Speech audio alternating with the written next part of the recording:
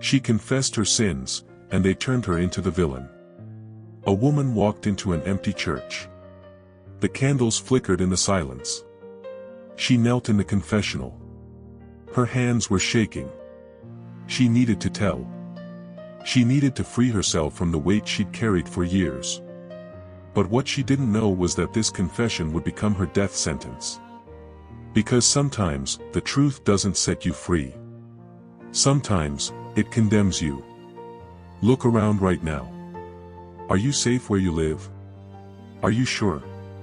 Because what you're about to discover in the next few minutes will completely change how you see the power of words, the weight of secrets, and the silent violence that lives inside the most respectable communities. This really happened. And it happened closer to you than you think. It was a cold autumn morning when Sarah Miller walked into St. Benedict's Church for the last time as a free woman. She was 32 years old, had 2 small children, and a secret that burned inside her like hot coals. Nobody knew. Not her husband. Not her family. Just her. And the weight was destroying her. Sarah couldn't sleep anymore. Couldn't look in the mirror. Every time she closed her eyes, she saw his face. The man who wasn't the father of her children.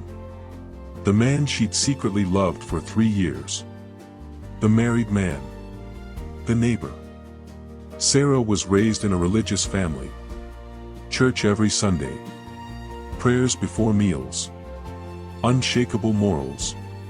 She knew she had sinned. And she knew there was only one path to redemption. She needed to confess. She needed to hear God's forgiveness. So that morning, she dressed carefully, left the kids with her mother-in-law, and walked slowly to the church. Each step was heavy. Each breath, difficult. She pushed open the old wooden door and entered the sacred silence. The smell of incense filled the air. Light filtered through the stained glass painted the floor blue and red. She walked to the confessional. Sat down. And began to speak. She told everything. Every detail. Every meeting. Every lie. Every forbidden moment. Tears streamed down her face as she poured out her soul. And on the other side of the screen, the priest listened in silence. Sarah felt immense relief when she finished. Like a weight had been ripped from her chest. The priest murmured words of absolution. She left that church believing she was forgiven. Believing she could start over.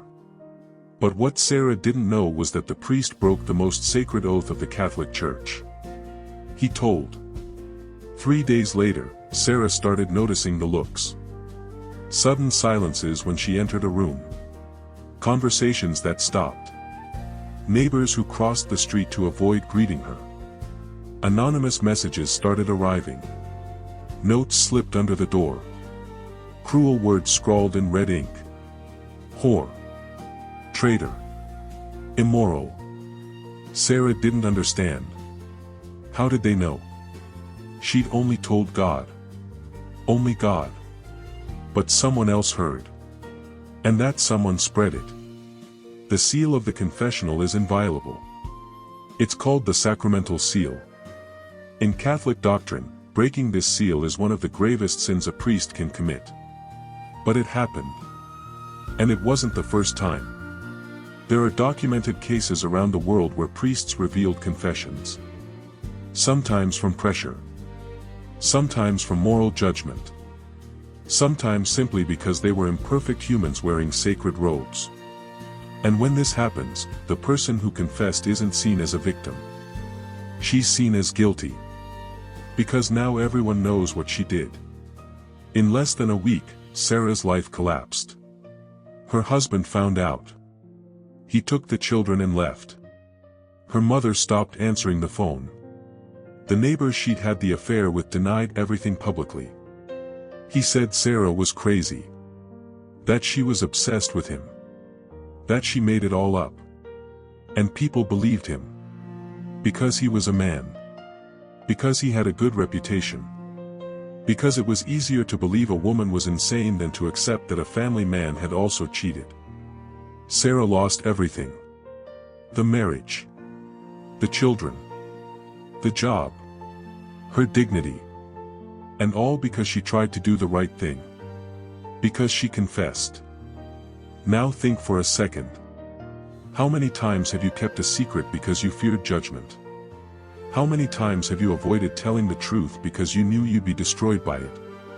Sarah's story is extreme, but the principle is universal.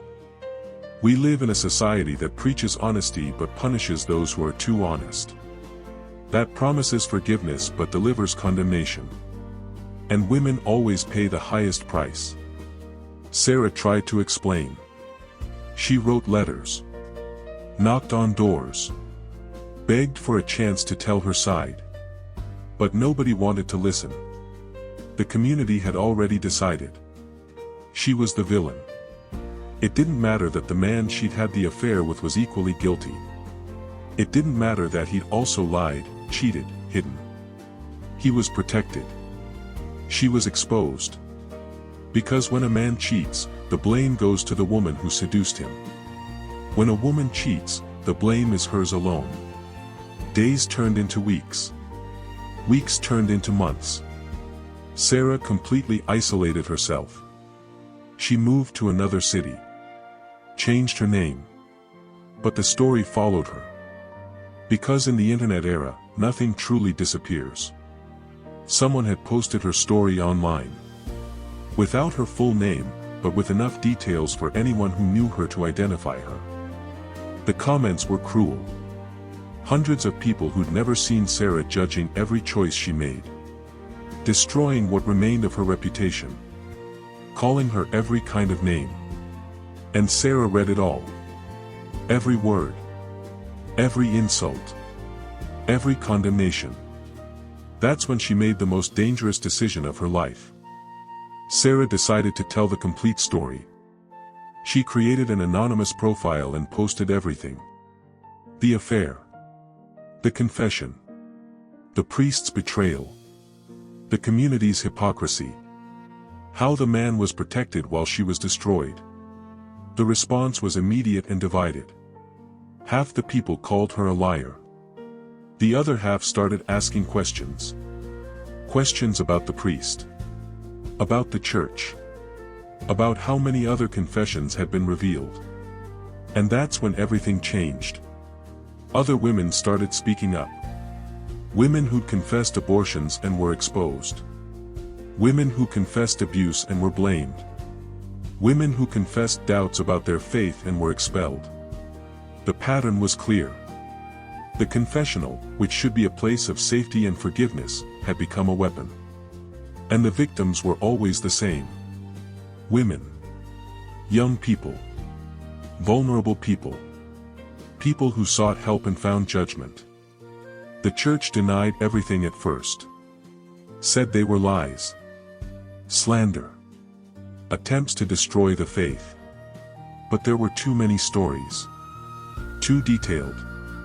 Too consistent. And a journalistic investigation was opened. Reporters started searching for the women who'd shared their stories. And they discovered something even more disturbing. The priest who heard Sarah's confession wasn't an exception. He was part of a pattern. He'd been transferred from parish to parish 3 times in 10 years. Always after complaints. Always protected by the hierarchy. Always allowed to continue. Sarah finally got her vindication. But the price had been enormous. She'd lost years of her children's lives. The marriage was definitely over. Her relationship with her family, destroyed. And even though the truth had come out, society still looked at her with judging eyes. Because deep down, people never truly forgive. They just learn to hide their judgment better. Sarah's case exposed something much bigger than a broken confession. It exposed the power structure that protects some and destroys others. It exposed the hypocrisy of institutions that preach morality but practice cruelty. It exposed the brutal difference between how men and women are treated when they make the same mistakes. And it exposed something we all know but prefer to ignore, that we live in a society that punishes vulnerability and rewards silence. Today, Sarah lives under another name in another city. She slowly rebuilt her life. Found a job. Rented a small apartment. She tries to reconnect with her children, who are now teenagers with their own opinions about what happened. She hasn't set foot in a church again. Not out of anger at God, she says, but out of fear of people who claim to speak in His name. And she's never told a secret to anyone again. Because she learned the hard way that truth doesn't set you free. Sometimes, it imprisons you. Sarah's story isn't unique. It's a pattern that repeats in religious communities, corporate environments, social circles. Whenever someone dares to be vulnerable, to be honest, to admit error, there's a risk that this honesty will be turned into a weapon. We live in a culture that romanticizes confession but punishes the confessor. That demands truth but can't bear to hear it.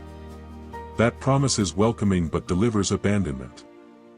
And so the question nobody wants to ask remains, when society turns sincerity into a crime, what's left for us? To lie? To hide? To pretend we're perfect? Sarah tried to be honest and paid with everything she had. Others before her did the same. Others after her will do the same. Because as long as there's judgment disguised as morality, and power protected by institutions, there will be people who confess sins and are turned into villains. As long as society continues protecting those who are part of the system and destroying those who dare expose its flaws, truth will continue to be dangerous. Even deadly. If you know someone who was destroyed for telling the truth, leave a comment. If you've ever kept a secret because you knew you'd be judged, you're not alone. Millions of people live trapped between the need to speak and the fear of what happens when they do. And maybe it's time we start changing that. Not with judgment, but with compassion. With true listening. With the courage to accept that nobody's perfect. And that those who admit imperfection deserve respect, not destruction. Sarah's story is a warning. A reminder that words have power. And that this power can be used to liberate or to condemn. It depends on who's listening. And what they choose to do with what they heard.